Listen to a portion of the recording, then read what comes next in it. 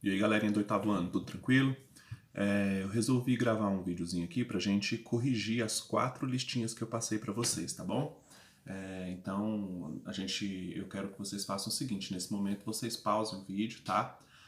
Vai lá no seu caderno e pega as suas respostas das 4 listas que você já respondeu, já fotografou e já me enviou, tá bem?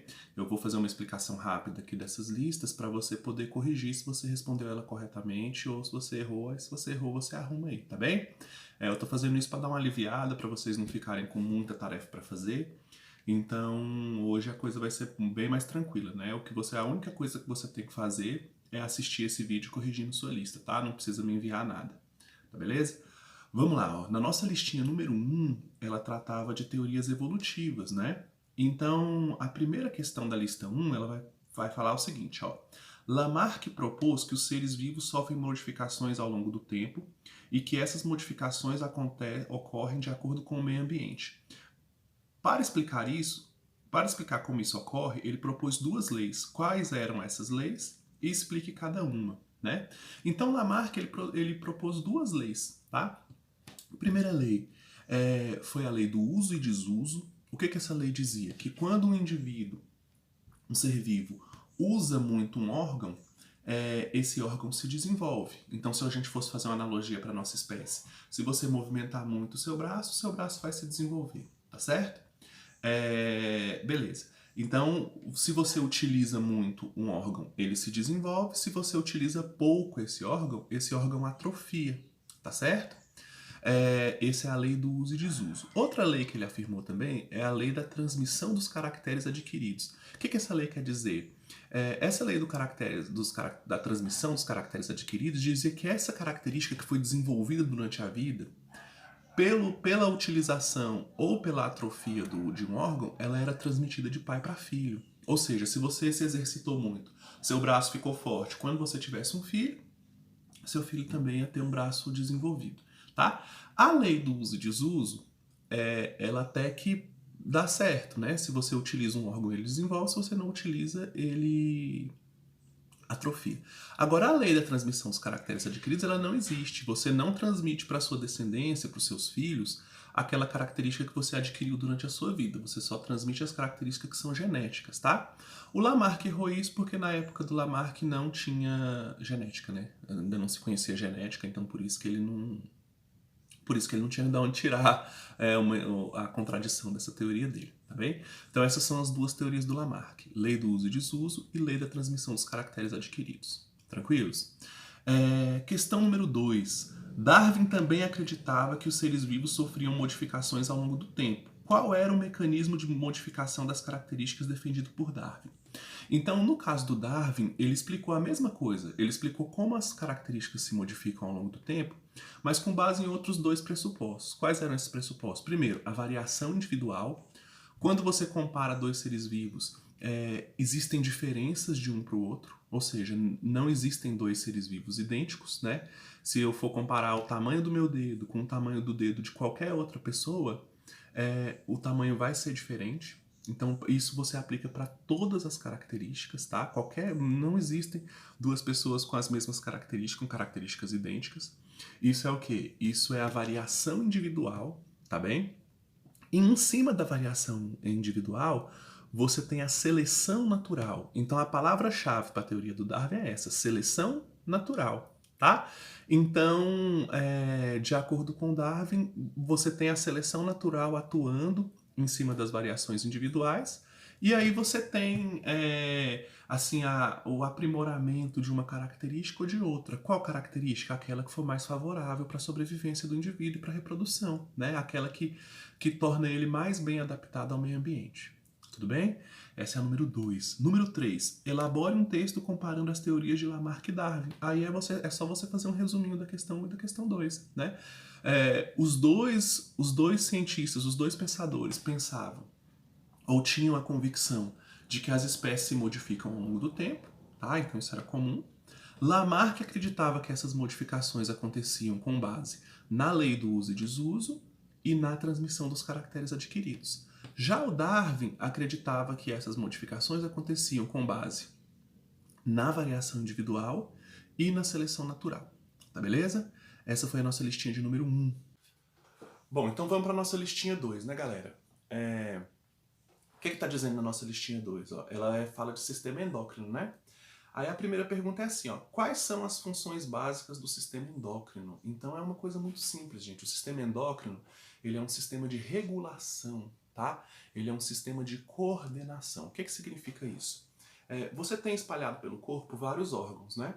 Cada órgão tem uma função específica, né? Então o estômago faz uma função, o intestino faz outra, os músculos faz outra, o coração faz outra, o pulmão faz outra. O sistema nervoso e o sistema endócrino, eles fazem regulação. O que é isso? Eles são responsáveis por sincronizar a função desses outros órgãos, tá bom? Então, o que você tem no sistema endócrino? É como se fosse um coordenador de uma escola, né? Você veja, por exemplo, na nossa escola, você tem cada professor de uma disciplina. Aí você tem um coordenador que serve para sincronizar o trabalho de um professor e do outro, né? Para controlar, para coordenar, para integrar, né? Para fazer eles conversarem na mesma língua, para instituir um ritmo de funcionamento, né, da escola. Assim é o sistema endócrino, tá? Ele é um sistema que controla, que regula, que sincroniza a função dos outros órgãos, tá bem? Beleza. Então, essa é a função básica do sistema endócrino, né? Regulação, coordenação, qualquer palavra que você tenha usado nesse sentido vai servir, tá bom? A pergunta número 2 fala o seguinte, ó, o que é um hormônio? O que é um hormônio? Hormônio, ele é um sinalizador químico, ele é uma substância que serve para enviar uma mensagem, né? Então o sistema endócrino trabalha assim, produzindo hormônios. Então ele envia o hormônio de uma glândula endócrina, né, qualquer. Esse hormônio vai circular na corrente sanguínea, chegar num órgão qualquer e regular a função desse órgão, fazer esse órgão trabalhar. Ou não, ou inibir também. Então, a palavra-chave para você dizer o que é um hormônio e para que ele serve é sinalizador químico. Sinalizador químico. É isso que é um hormônio. Tá legal, galera? Bom, e como ele funciona? Ele funciona através de uma interação química, né? Ele chega num órgão, interage quimicamente ali com a célula daquele órgão e estimula uma função qualquer. Questão número 3. Cite o nome das principais glândulas endócrinas do nosso corpo. Então tem um monte. Ó, de cima para baixo, uma glândula muito importante é uma glândula que a gente chama de hipófise. Ela está no encéfalo, ela está na caixa cefálica, ela tá dentro do crânio ali, pertinho do cérebro, tá? É uma glândula que a gente chama de glândula mestre. Por quê? Porque ela é uma glândula que vai servir para regular as outras glândulas, tá bem? Descendo um pouquinho aqui na região do pescoço, você tem a tireoide, que a tireoide é uma glândula que regula o metabolismo, então ela pode acelerar ou pode diminuir o metabolismo em geral da pessoa, tá? Essa é uma função da hipófise. Você tem o pâncreas, que regula a glicemia do corpo, né? Aumenta ou diminui a quantidade de glicose circulando no sangue, isso é uma coisa que a gente vai discutir. Tá? E aí você ainda tem as glândulas sexuais. Na mulher você tem os ovários e no homem você tem os testículos. Então são órgãos que servem para produzir gameta, né? Óvulo na mulher e espermatozoide no homem, mas que também produzem hormônios sexuais, tá? E esses hormônios sexuais também vão ter funções importantes, tanto no desenvolvimento sexual da pessoa, nas atividades sexuais, mas também no metabolismo de uma forma geral. Eu vou explicar de forma geral aqui agora, porque a gente vai estudar glândula por glândula, tá bem? Bom, questão número 4 te pergunta assim, ó, qual a diferença entre o hipertireoidismo e o hipotireoidismo? Quais são os sintomas dessas doenças? Então é o seguinte, meninos, você tem a tireoide e a tireoide produz dois hormônios, T3 e T4, tá? Triiodotironina, o T3, tetraiodotironina, o T4. Enfim, mas a gente chama de T3 e T4 porque não tem necessidade de a gente ficar decorando esses nomes muito feios, né? O que esses hormônios fazem? Eles são hormônios aceleradores do metabolismo. Tá bem? Então o que acontece? Na presença de hormônio tireoidiano, o metabolismo acelera. Na ausência de hormônio tireoidiano, o metabolismo diminui. Então, o que a gente precisa para ser saudável é da tireoide funcionando, a regulação do hormônio está bem certinho, o hormônio está nas taxas bem reguladas. Só que existem doenças que fazem essa taxa hormonal de hormônio tireoidiano aumentar ou diminuir. Quando a taxa de hormônio tireoidiano aumenta, você chama esse quadro de hipertireoidismo. Olha o nome, hiper significa muito, né? Então, o hipertireoidismo é quando a tireoide funciona demais, tá? E aí, consequentemente, o hormônio tireoidiano fica muito alto, você fica com muito T3 e T4 na sua corrente sanguínea. Resultado, o metabolismo da pessoa vai ficar muito alto. As reações do corpo dela vai acontecer de maneira muito rápida. Então, o que a pessoa vai ter de sintoma? Geralmente é insônia, irritação, tá? E em casos mais graves, a pessoa tem um emagrecimento muito acentuado, tá? A pessoa fica muito magra, a pessoa, enfim, né, fica naquela condição parecida com uma anorexia, né? Só que totalmente diferente. A pessoa come, ingere, não vomita, mas a produção de energia dela é tão rápida que muito rapidamente ela pega esse alimento que ela consumiu e transforma em energia. Então não acumula, então a pessoa não engorda, né? Então tem esse emagrecimento. E em casos mais graves ainda, você tem um quadro que a gente chama de exoftalmia. O olho ele salta da órbita ocular, então fica aquele olho esbugalhado, tá? Então esses são sintomas de hipertireoidismo. O que é o hipotireoidismo? O contrário, é quando a tireoide funciona de menos, tá bom? Então o que vai acontecer? A pessoa fica com um pouquinho hormônio tireoidiano, o metabolismo fica muito lento. Consequentemente, a pessoa fica sonolenta, fica mole, fica indisposta.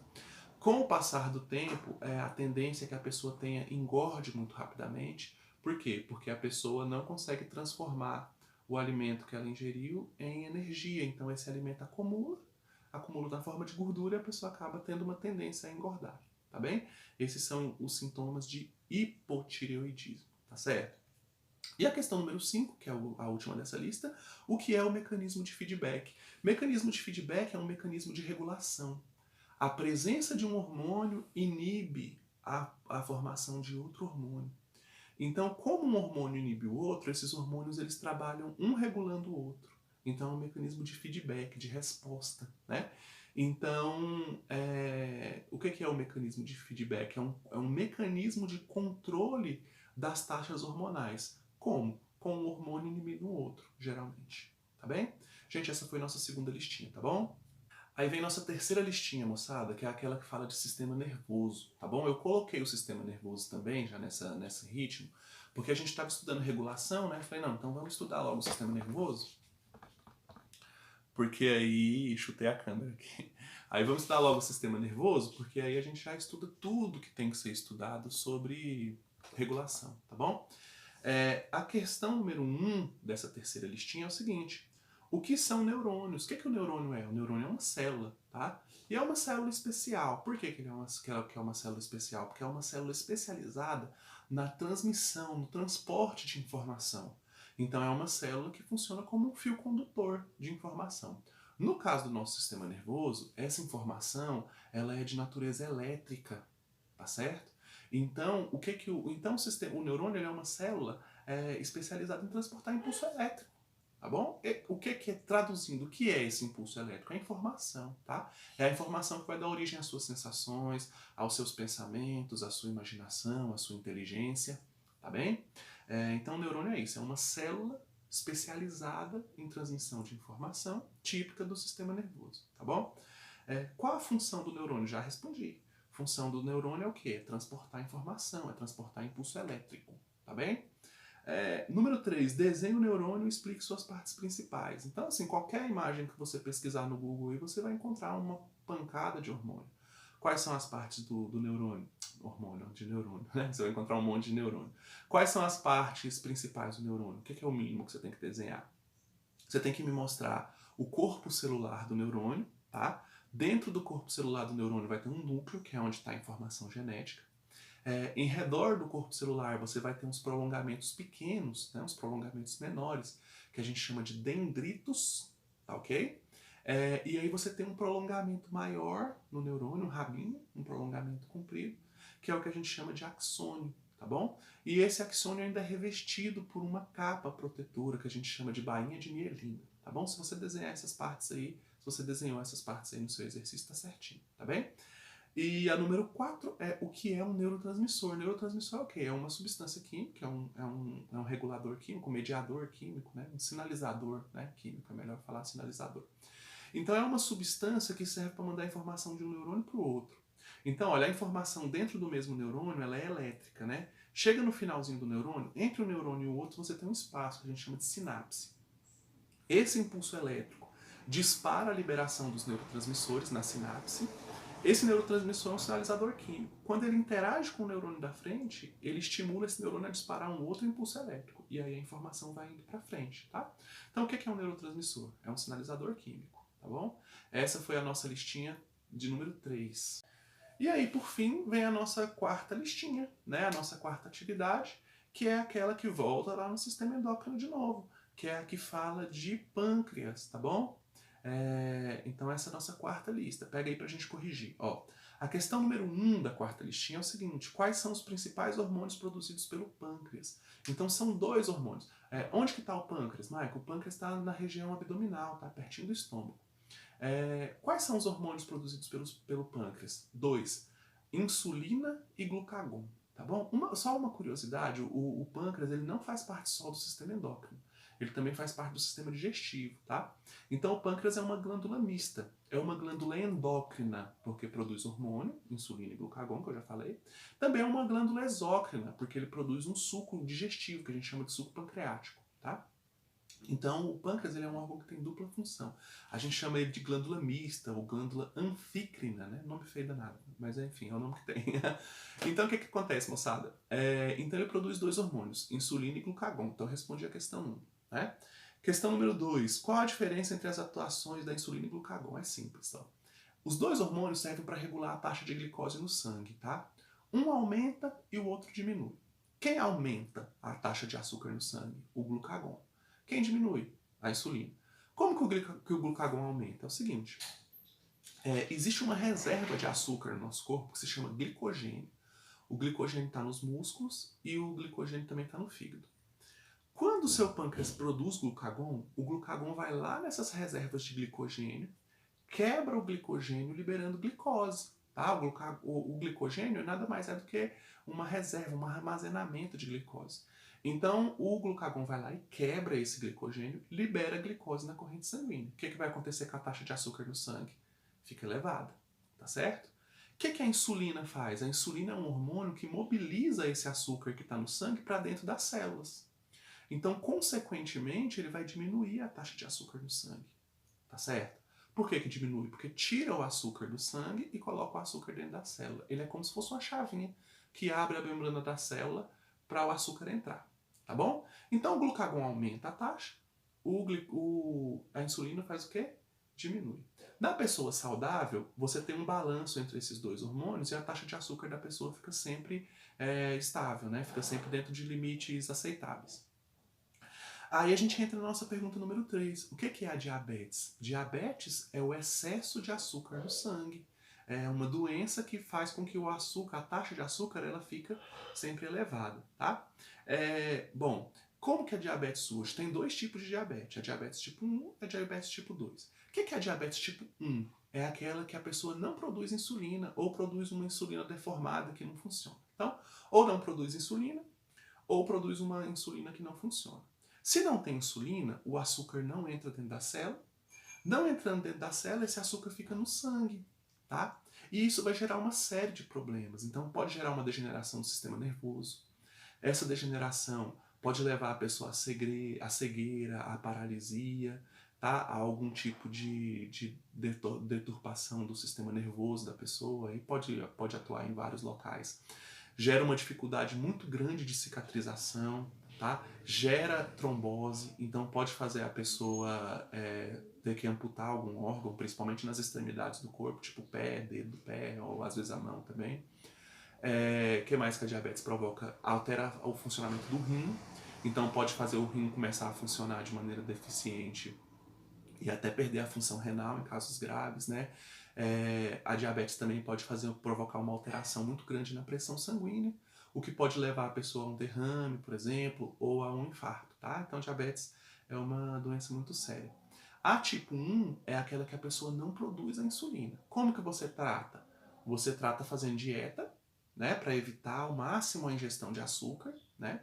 E você trata tomando insulina. Então, quem tem diabetes tipo 1 é aquela pessoa que toma insulina, tá? E antes de comer e tal, tem que tomar aquela insulina. Existe também a diabetes tipo 2, que é uma deformação numa proteína que fica na membrana da célula. Qual é o efeito da diabetes tipo dessa deturpação dessa proteína? O açúcar não consegue entrar com eficiência na célula. Então a pessoa mesmo produzindo insulina, o açúcar não entra na célula. Isso é a diabetes tipo 2, tá? Provoca os mesmos sintomas, os mesmos problemas? Sim, provoca. Só que a diabetes tipo 2, ela costuma ser um pouco menos grave, tá? Por quê? Porque essa deformação da proteína, em geral, ela não impede a entrada de açúcar na célula. Ela só dificulta. Então, quando você olha na glicemia da pessoa, a glicemia está alta, mas não está tão alta. Então, a tendência é a doença ser um pouco menos grave, tá? Tranquilo? Então, falamos aí a questão número 3, né? Diabetes tipo 1, tipo 2. Quais os riscos da pessoa com diabetes estar exposta caso ela não faça o tratamento adequado? Então, eu já falei aqui uma série de problemas, né?